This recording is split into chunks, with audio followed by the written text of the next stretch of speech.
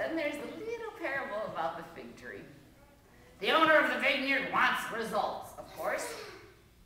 3 years, where's the figs? The tree, I love this, the scripture says the tree is wasting the soil. Well, what does the gardener do? The gardener pleads for the tree. Now, how weird is that? I mean, really. And weird is usually the place where we know we're getting close to the point of Jesus' teachings. The gardener says, listen, I will carefully nourish it for another year. And then if nothing, well, then you can cut it down. Note a couple things here. The gardener's job is to do the will of the landowner. That's what he's paid or traded, or however they did in those days. That's what he's there to do. So the gardener took a risk in confronting the landowner and saying, no, save this tree.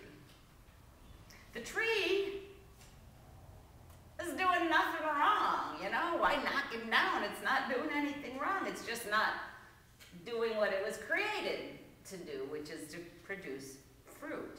So maybe the fertilizer will help it remember what it's supposed to be doing. You know, parables, and usually all the characters in a parable are us, all of us, at different places and in different perspectives. We are, according to this parable, in fact, we are our brothers and sisters' keepers.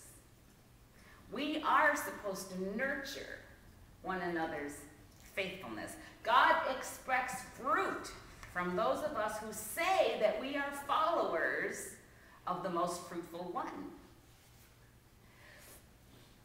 I'm going to beg your indulgence here for a minute. I want to take a risk. One of my favorite Alaskan commentators is a Lutheran pastor, and he played this week with the notion of fertilizer.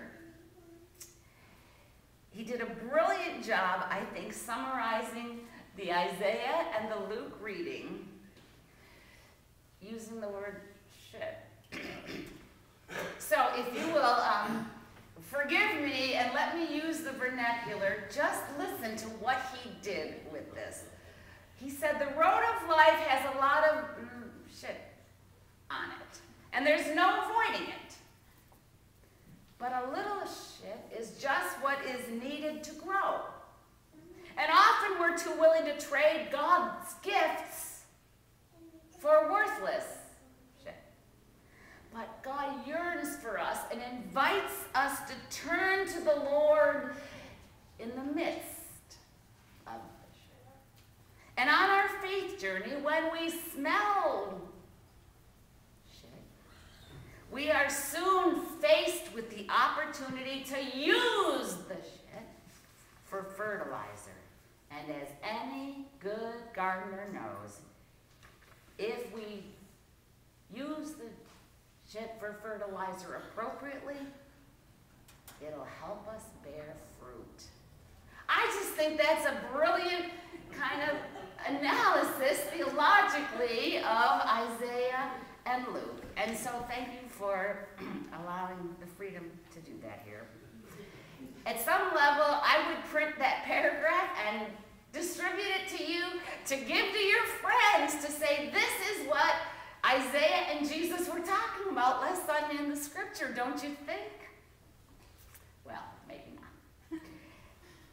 So we prepare now to answer God's invitation to come to the water, come to the feast at no cost.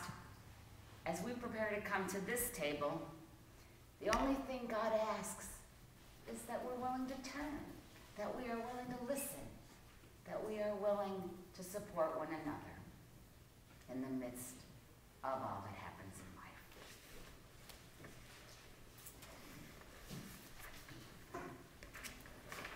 So we respond first through our offering, and then we respond to the offering of God in food by being fed to go and feed. Thanks be to God.